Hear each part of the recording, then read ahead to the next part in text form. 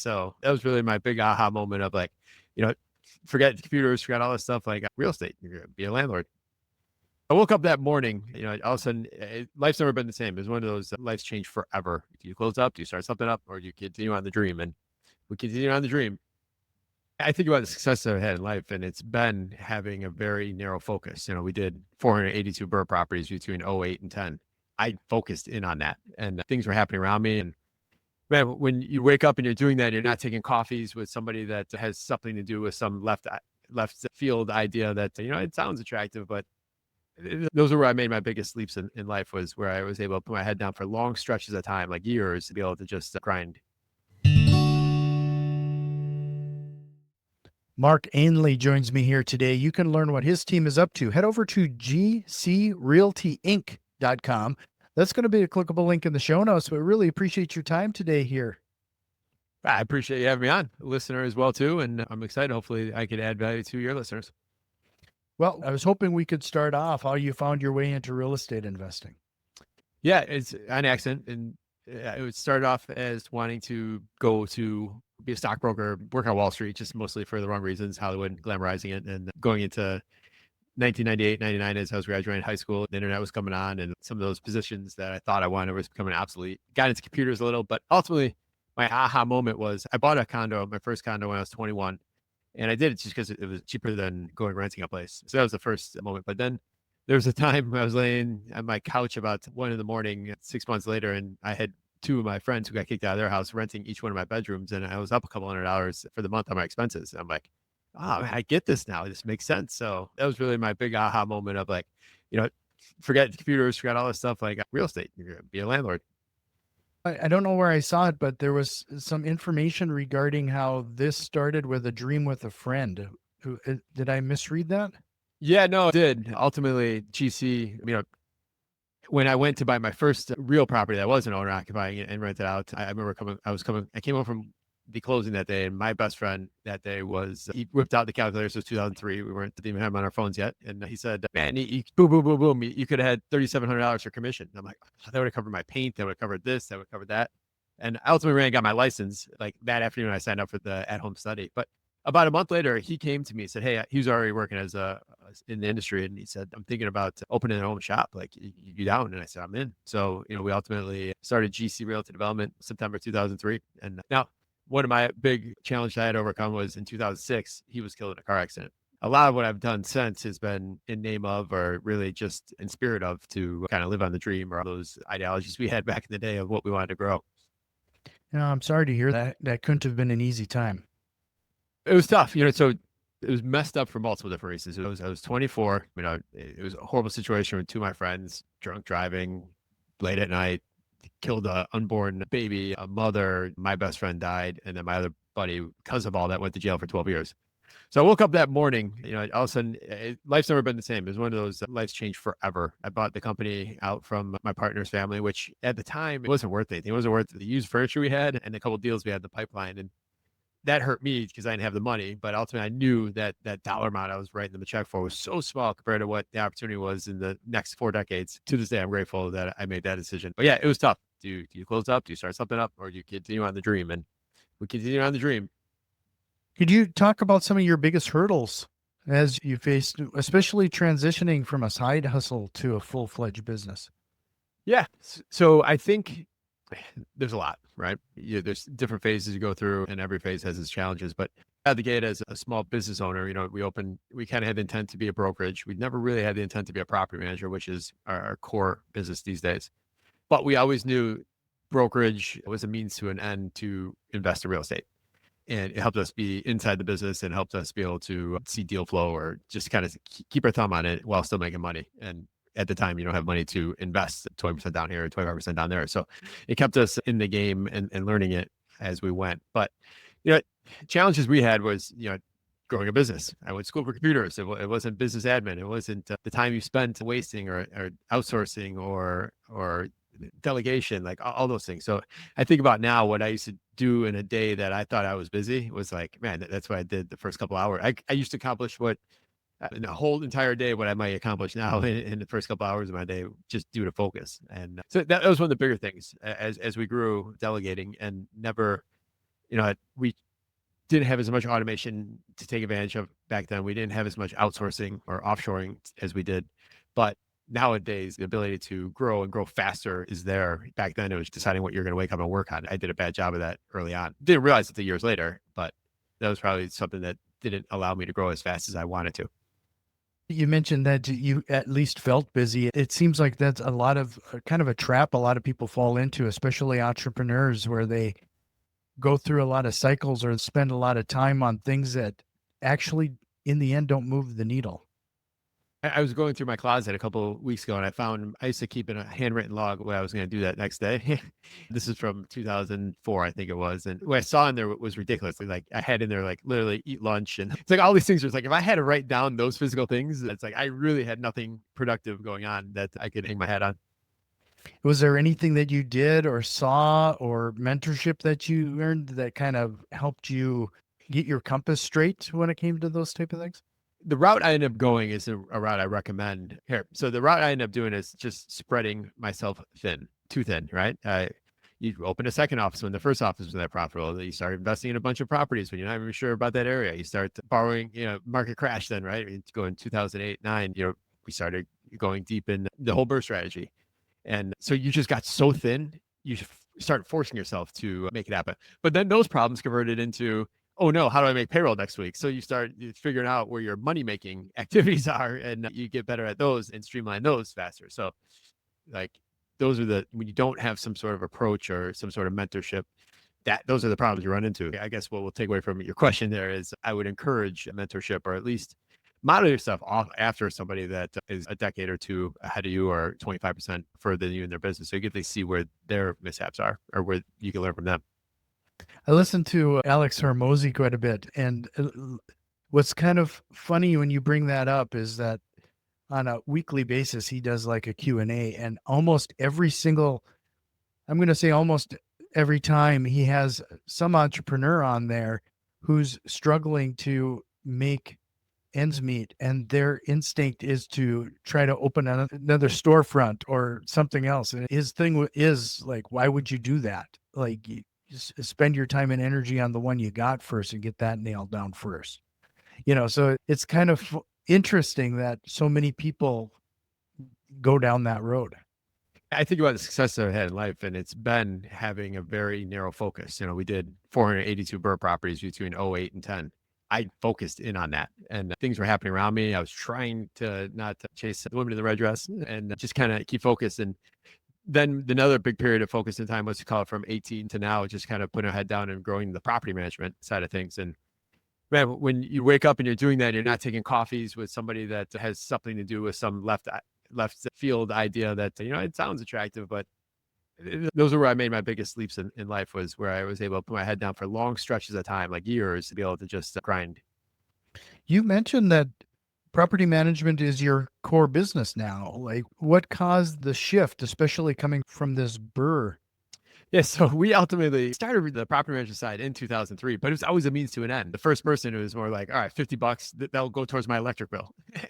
And then the next day, someone who I turned down for a while, that's friends with that same person, like, hey, I got two more. Why are you not taking mine? It's like, all right, well, now we get a water cooler.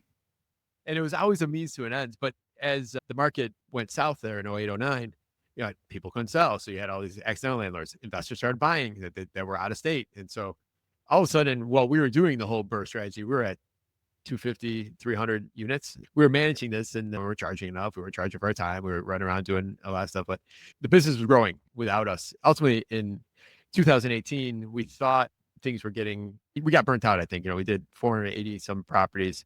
Competition was getting steeper. We had a few specific neighborhoods we were in and people are coming in bidding 10, 15% more. It's like, all right, we knew our numbers. It just wasn't going to work. So we went back and we said, our return on our investment, our time will probably be best spent taking this machine, this property management machine we have, and making it better. Property management's we feel we're in the right part of this industry as far as, it's a very young industry.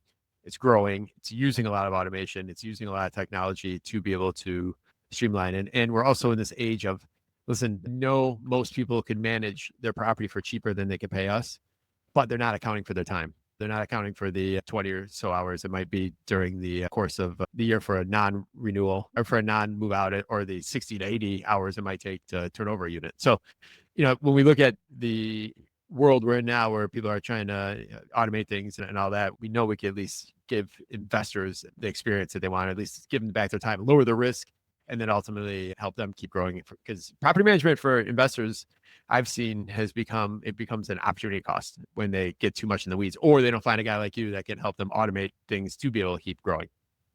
Yeah, I keep telling people that, when you're going to tackle automation and what have you, it's more of picture becoming Tony Stark or Iron Man.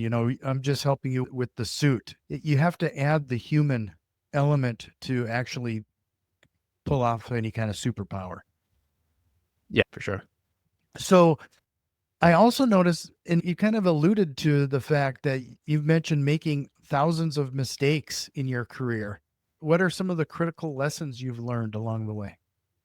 So I think the bigger lessons we're going to talk about to shorten your time frame for where you're trying to get to is really not hiring fast enough or automating, but we're always 6 months behind. And then when you're 6 months behind, you make bad decisions about hiring, the whole bad decision on top of bad decision. And then all of a sudden you have an employee issue versus just you had to get that specific task done or hire for that specific position and doing it right. So I think that was always something that was a huge mistake for me. But when it comes to real estate investing, the $1,000 mistakes that I always claim I made, it was just all these little compounding things that when I didn't follow my system, and I know you're a big systems guy, that I made mistakes. It was always after the biggest home runs I hit in a deal or found the best property, you get soft or you skip a step, and then all of a sudden you're ripping out a $10,000 sewer line that you forgot to spend $150 to scope out. A lot of times those mistakes came at just not following my own process, or it even comes down to tenant relations, maybe letting someone slide on your matrix for screening. It's like, we can't be in the business of second chances or you will get burned.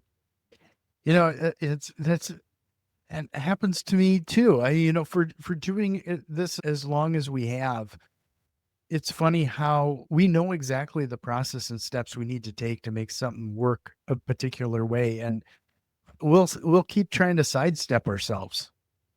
I just don't get it.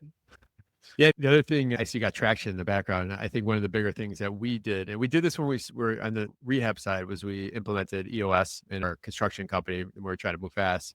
And then when we started focusing on the property management, we moved over there. We still practice EOS now. It's funny how that's just a big system, right? That's just one big process, chalked up to a million different steps. I'm curious, when you tackled EOS, did you bring in a special, some sort of consultant for that, or did you try to tackle it on your own? We did. We've always invested in, even we bring them in on our quarterlies. I feel it's really hard to facilitate a quarterly meeting or an annual 2-day and participate at the same time while you're trying to participate and think deeply while thinking about what has to happen right after the next break.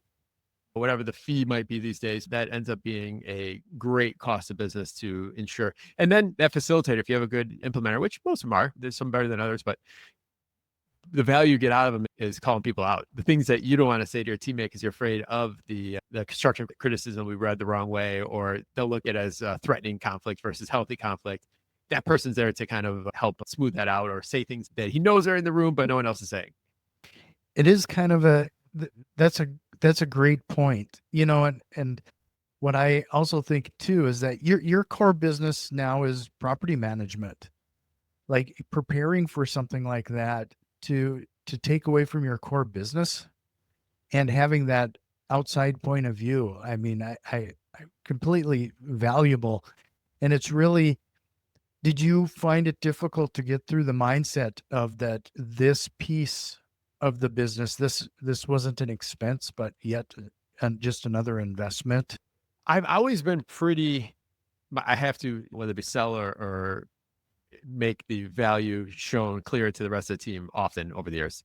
For me, it's been easier because I look at it, it's just an investment. It's an investment into the business that, same with employees. Like, all right, people are like, oh, I can't afford to hire that person. They're gonna be 100 grand. It's like, no, they're only 1/52th of 100 grand. You're only paying them every week. Like, so you're not writing $100,000 check next week when we hire them. So I've always kind of maybe call it justifying the entrepreneur's optimism. I don't know, but I try to always break those things down and really what the value you're going to get, because you can make a decision at one of those quarterly meetings that ends up being millions, tens of millions of dollars type decisions, or translates to tens of million dollars worth of revenue over a certain amount of years. It's only because you're able to focus on the content versus the organizing of it. Have you been able to calculate a return on investment when it comes to that type of thing? There's tons of other factors that go into this, but the ability to get the company organized and rowing in the right direction was a large part of what that did. I think about how I tried to organize, whether it be meetings or leadership prior to 17. It's like, man, what a mess. Almost like comical, but didn't know any better. And I guess the biggest number that I look to when I talk about this EOS thing is, in 2017, I think we were 2.5 in top line revenue. And last year, 2025, we hit just under 11. So we had a fairly large growth in that period of time, that between focusing and keeping the group organized on a quarterly basis, that has a huge part to do with it. Well, we're going to jump into property management here next, but before we do, I'm going to point everybody to your website again, gcrealtyinc.com, and I'm going to have that as a clickable link in the show notes. But it's really important to note that this show only grows if you, our listener, shares this with one of your investor friends. So if you found some value in what we're talking about so far, do us a quick favor, share it. And if you're watching us on YouTube, a quick like and subscribe really feeds that algorithm. So let's talk a little bit about property management, because sometimes it doesn't feel like my property manager and myself, our interests aren't always aligned. And I was hoping that maybe you could shed some light on why that is and how to get things in alignment. Yeah, we get that question all the time about, our part of our fee structure is we have a lease up fee, right? Here in Chicago, we charge 1 month's rent, but we have a lease renewal fee, and it's a considerably less, just a small percentage. And I get the question all the time, like, why wouldn't you just let everyone move out so you get the full fee? And I always counter that as a business owner, like the amount of risk that we all go through between you, us, our team, the opportunity for us to mess things up when someone moves out versus just taking a small sliver of fee and everybody wins. Like that is our interest aligned by having that put in there, and we're us pushing our renewal process. So that's one of the bigger things that I know I get questioned on the front end when people are looking to hire us as far as interest go. For us, we try to always look at it through the angle of the investor. And that's easier for us to do because we're all investors here. And we try to chalk it back to like, all right, they're paying for a service, whatever specific scenario it might be. They're paying for a service here, and that's just a fee. We don't have to do it either, or there's something they can do, but they probably want to do it because it'll be their time. So they kind of have the option to opt in or opt out on a lot of those type of items when it comes to the additional, call it, a la carte services that we offer. Is there a reason you think that newer investors might overlook property management? And if it seems like it's one of those things that they don't take into account that eventually, to achieve any kind of level of financial freedom, they are going to have to hand this off to somebody eventually. Yeah, or build their own team, right? I do encourage people, when they first buy the property, and we help here in Chicago, we help a lot of, we have a lot of content around self-managing and what you have to do, what you have to look for, because a lot of people, they buy that 2-flat, 3-flat, and that afternoon, they're a landlord of 3 tenants and they have no clue what they're doing. They even think about that. They're just too worried about getting to closing. So we put a lot of stuff out there, and we do encourage them to manage their own stuff. And I think there's a huge value in understanding what you might get for the money, or the time that it takes, or what, I think as a landlord, we all have our own expectations on levels of service we want or what we find acceptable, right? So I think the large part of our industry is people just don't even realize it exists. We're still in that phase of, I can hire someone just for a single unit to do management. So we're still in that phase of educating people. I think definitely newer investors, I always tell people either A, manage yourself, or B, make sure that you have somebody like a property manager in your market that can help you, guide you through those pitfalls, or at least help you not make those mistakes. I even go as far as telling people that if you do it yourself, set that money aside as if you are hiring a property manager, just so that you get you start to exercise that muscle, so it becomes part of the budget. Yeah. On the commercial side of things, so we manage a bunch of properties. On the commercial side, I know a lot of commercial owners that they still pay themselves a commercial fee, and they charge back the common area maintenance. They charge it back to the tenants as part of that. It is like, it's definitely a good practice to have that number built in there, and banks would love to see it too, even when you're self-managing it. So what strategies would you recommend to people who want to manage their own properties effectively? you don't have to tell the tenant that you are the owner. Especially people, here in Chicago, we have more 2 to 4 flats where you get a lot of house hackers or people are living in one of the units. You can be the manager of the building in the other tenant's eyes. You can be the son of the owner, the daughter of the owner. This is owned by my family type properties. I know there's a level of pride of I own this building, but it only makes your life more difficult when you go to manage the day-to-day. It's because they'll knock on your door and it's that. One thing that a property manager has advantage of is the guy would say, hey, listen, let me go talk to the owner. They can kind of keep this level of peace between the parties to make sure everyone feels good about what's going on, that people are on their side as well too. But that's probably the biggest thing is don't go at it as the owner, go at it as the manager or family member of the owner and so forth. That's a great tip. I think you can really get yourself into trouble, especially, self-managing a couple properties myself. I almost wish that they wouldn't know who I was. Yeah. So Chicago is known for kind of being a tough real estate world. Like, can you unpack some unique challenges you might have had to face and how you overcame them? Yeah, I would say though, Chicago's great in all those headlines everyone sees around the rest of the country. If you're local, I always say it's like a moat around Chicago. All those headlines, all those challenges, all the laws. The laws are crazy here. So Chicago's got their own laws. Cook County, which Chicago's in, has the 180 suburbs has their own laws. The state has their laws. There's 124 rental license for the different suburbs. Like it's crazy everything that you have to do. And it makes property management tough here. It makes property management tough to scale here because there's just so much level of detail that you have to be on top of all the time. And it's kept a lot of the national providers out of Chicago market as well too, which has helped us on the management side. But as an investor, what we see happen often is they're not on top of the different laws and the restrictions. And, one city might have, you have to have this on your first page of your lease, and the next town over, which might be in a different county, has an entire different, you have to pay security deposit interest on it. So we see a lot of people, which opens a lot of opportunity for us to educate. And we have a podcast, Straight Up Chicago Investor, which we talk about all of the education piece and trying to help people with all these laws and all that. But that's probably the biggest challenge here. Property taxes, they're high. I think we're one up there with New Jersey. But at the same time, like interest rates, it's a number that you just have to figure out. And if it doesn't work, it doesn't work. A lot of people really get hung up on the tax piece. You have the ability to contest them. People don't know that. You just have to work those into your numbers. Well, now this is going to be kind of a self-serving question, but I had understood that your podcast, especially being so focused on a region, you're seeing a pretty sizable amount of downloads regarding that. Like, what do you attribute to the success of that? Timing. And, we were always bigger pockets fans. And here, this is called the Chicago Network. And, but there's never enough people on there. It's just the level of granularity, like we're talking about, I don't know if this is like the other cities, but the term block by block is very prevalent here. And when you talk about Chicago real estate, neighborhood by neighborhood, there's 77 neighborhoods inside Chicago, and they all have their own different little quirks to them. But we wanted to originally, my co-host, who was a client, we just kind of hit it off as buddies. He said, let's do a podcast on the 77 neighborhoods. I'm like, well, that's only going to get us 77 shows. Let's do suburbs. Let's do real estate investing in general. And what it ultimately turned into was something more of a community, which was pretty cool. We just celebrated 5 years. We had a party. We had 180 people there. People paid to be there. We gave free food and people came. Like they genuinely wanted to be there because they knew they were going to meet people there that night. So the one thing I really learned about this in this 5-year journey ended up being just the power of community and bringing people together. And real estate's like, I won't give myself too much credit in the sense of like, everyone just loves real estate. Like it's really easy to love real estate, right? If I was trying to push a podcast around windshield wipers, it would be a lot more difficult.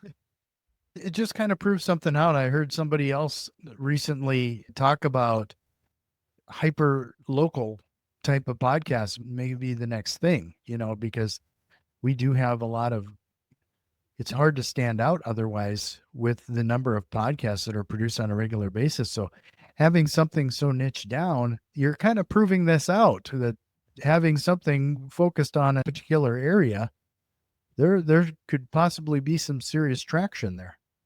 Yeah, definitely. I'll never achieve the numbers on a national scale that some of these people will throw down. For us, we talked about what winning would look like when we first started, right? The first thing we did was we recorded 10 episodes. No one makes it to episode 10. So we'll just get that before we even launch. We'll record 10 episodes. But we said, what will winning look like? We said, all right, if we get 200 episodes the first 30 days, that would be winning. Now, we blew past that the first, within hours. Now, don't get me wrong, we did some guerrilla, tactics with texting, and we did some boots to the ground work the first 6 months just to get it out there. But little by little now, it's great as people. I saw some of the other day just at the airport, and they're like, "Oh, you're the straight up guy." I'm like, "Oh, yeah, I am." So it's growing and it's cool. And people, the one thing with us is we're trying to keep going into every few years. You get the next realm of people interested in real estate, whether they're come out of college or whatnot. So just kind of keeping that traction going downwards in called the age group bracket. Have you seen a direct correlation between your podcast release and your business? Like, have you seen it move the needle? Yeah, one of your previous guests, Pete, he had me on his podcast for NARPM, and it was all about what a podcast has done for us, and it forced me to sit down for like an hour and like really write down like what's happened, what's been the benefit, pros, cons, so forth. And it started off as a marketing item on our marketing costs on GC's balance sheet, but right away we started getting sponsors, and it turned into be profitable. It's actually we make nothing crazy, nothing to write home about, but it funds itself and supports a little more of our marketing. So that's been huge in itself. But yeah, the network has been huge. The amount of people that get on here, yeah, I think that's overall podcasting has been huge in just a sense of like, I would have never met you any other way. And I would never listen to three of your guests. I 3 or 4 of your guests I was just listening to here this morning. Like I messaged one of them. Like the power of being able to reach out and connect with people is just so at your fingertips. That's why we've always looked at movie stars and all that. It's such a big deal. It's like, because they seem so untouchable, but when you get to meet them, it's like, oh, wow, they're real. And you and me, we're real at that point, and you're part of that realness when you're part of these communities. So going back to the investing side, what's the number one mistake you've seen people make, especially when you're taking on their properties as management? I think I can chunk that up to two things. One, on the tenant side, they just provide horrible customer service. Like they're just bad landlords in the sense of communication, and maybe they don't intentionally mean to, but maybe that's the level of communication they're okay with. But you really have to make your tenant feel at home, welcome, all those good things. And we're in a very communicative, easy to communicate world right now where it's like, if you can't text them back the same day, like you're going to have issues being a landlord. For us, I think the bigger problem that we run into with landlords that bring us properties is they bought wrong. And they want to make that our problem. It's like, oh, I can't do any maintenance. It's like, oh, man, you guys spend $200 to get this stuff out of the gutters, man. He's like, oh, man, I'm tight cash. I'm like, no. This is going to cost you far more if we don't do these things. So having to change some of the mindset around when people bring things to us of like, hey, listen, man, if this is how you're going to feel, you're going to kill yourself and make a lot of bad decisions. Like you either have to just make the decision that you're going to be out of pocket 10 grand for the next 3 years until rents catch up, or sell this thing for a loss right now, or we can't work together, man. Cause like, this is not our fault that you pay too much. So I think that's the biggest thing on that side of things. That's interesting, especially knowing, we hear that in the real estate investing world all the time is you make your money at the purchase. I mean, you got to make sure that your numbers are right. Yeah, definitely. So what's one aspect of real estate that most investors overlook, but could be critical for long-term success? Well, that's an easy one for me because it's property management. Most people don't wake up and say, I just want 4 properties, right? People listen to the show, they're like, I want 100, I want 50, I want 40. I think the amount of properties people need to buy is far more than they think they have to. If you get 10, 15 properties and you have some sort of aggressive pay down schedule in over a decade and a half period of time, you can have all those properties free and clear and probably making far more than you're making on a monthly basis right now, especially if you're going to look at what future rents will be 15 years from now. So I think people feel they have to buy more, which makes them make less intelligent decisions. If you only had to buy one awesome property a year versus like, oh no, I got to get 4, I'm only on 2, it's already September, like people rush into these decisions. So I think being able to really see that you don't need as many to accomplish what you're trying to accomplish is a big one. But property management as well too. It ends up becoming such an opportunity cost to investors because either A, they haven't worked with someone like you and streamlined stuff, or they haven't realized they just add more time. They just add more steps, right? There's only so much time in a day. But usually the time they're managing properties comes at the same time that they would be on Redfin looking for properties. They'd be out looking for stuff. They might be putting together a campaign to hit flyers around a neighborhood or whatever. So usually those times end up leading into each other, which ends up stopping your purchase opportunities altogether. Due to market trends, what are you seeing as opportunities that people should be paying attention to? Well, I'll talk about specifically here in the Midwest and even hyper local here in Chicago. Like our housing stock is really low. I feel there's a couple of different stories going on across the United States in the real estate market. In 2005, I moved into a neighborhood that had 1,100 houses being built. And there was 12 or 13 of those big projects going on at that time. And they haven't built nearly a fraction of what was happening between 2002 and 2007 here in the Chicago market. So there's not much inventory. And forces people to rent longer, which is good on that side of things. But at the same time, we had a lot of our housing stock, call your starter home, the ranches, the 250, 350,000 stuff that was picked up for 110,000 in 2008, 9, rented for 7 years. It doubled. They sold it, but they sold it back into the owner occupied side of things, taken out of the rental side. So the opportunity to pick up one of those starter homes around here is huge. And that's what I've been focusing on, is buying those in the A class markets. My 482 BRRRRs were C and D. We could talk about all the troubles on that, but and so I've shifted over to A class, lower management, lower touch type stuff here as I'm getting older. Now, my stuff, I don't have killer cash flow in these A class things. I'm getting a few $100 a month, but it helps me on the tax side of things. I'm locking in for 30 years, and I know the rents in these areas and the values of these areas, because of the lack of supply, are going to go up big time in the next 5, 7. If it takes 9 years or 10 years, that's still great. Works for my timeline. What was the experience with the C and Ds? Well, so you think about opportunity costs. It's really easy to be attractive towards the C and D class. And a lot of out-of-state investors looking at the Chicago market, that's all they really see. They see the handful of turnkey guys here offering 13, 14%. Used to be back then like 19, 22%. So they flock to these rougher pockets, we'll word it as. And with the rougher pockets just comes harder management. With the harder management becomes more involvement of the owner. So a lot of that whole turnkey premise isn't always turnkey for real estate investors, because if you buy what you think a turnkey property is, and we're managing for you, we're still going to be talking to you about the guy that drove through your fence, the tenant that's trying to break the lease early, the garage that got started on fire, like all these different things that are going to happen that you're going to either have to pay for, know about, to be part of. So it ends up being very stressful, even though it was this quote unquote turnkey property. And for me, look at the time we put into buying 482 properties. Even if we bought A class properties, we would have taken a lot less time, and maybe, I don't know, it ended up being a huge opportunity cost in that learning curve. Or we got really good. Like, we're awesome at managing C and D class properties, which we don't even take on 100% of the time nowadays, because we feel it's not fair to our A and B class clients to have to stack it with that. So, but yeah, it just ends up being challenges touch wise. I'm going to give you one more quick stat. We have a neighborhood on the north side, Lincoln Park here, up by like Wrigley Field. Anyone familiar with Chicago? We had a 2-flat there, and we had a 2-flat in South Shore. So South Shore is down like south of Jackson Park, south side of Chicago, and both 2-flats. And we measured over, I forget what a period of time was, like 9.5 months or something like that. But how many touches it was. So for every time we touched the rougher South Shore 2-flat, for every one time we touched the better Lincoln Park 2-flat, we touched the South Shore one like 9.5 times. So the amount of touches, that we listed out, I wish I still had the screenshot of this, but it was like, it was a fence that got plowed into. It was a small kitchen fire. It was trash. It was neighbor complaining. It was city violations. Like, all these things that, no matter how proactive you were in these pockets, you still had to, you're paying for having to be reactive. And that was probably one of the things when I started buying stuff on the south side. It was like, man, in these C and D class areas, like, I got it. I'll beat this. I'm going to be proactive. I'm going to be the best landlord ever. We're going to make our houses beautiful. We're going to do so much. And it still beats hell out of you. Everybody has the full intention of doing. How long does it take for somebody to get slapped with reality, though, and you kind of end up resigning yourself to the situation?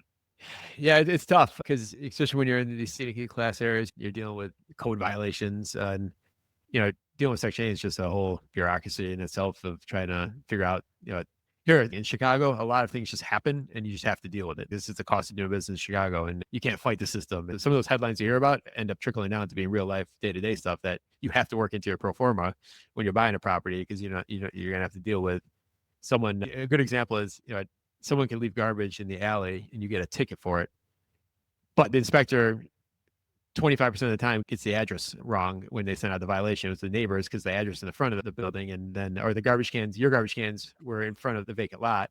So now you got tickets. So you have a choice to pay for an attorney, go to court, fight it for you. Maybe you're wrong.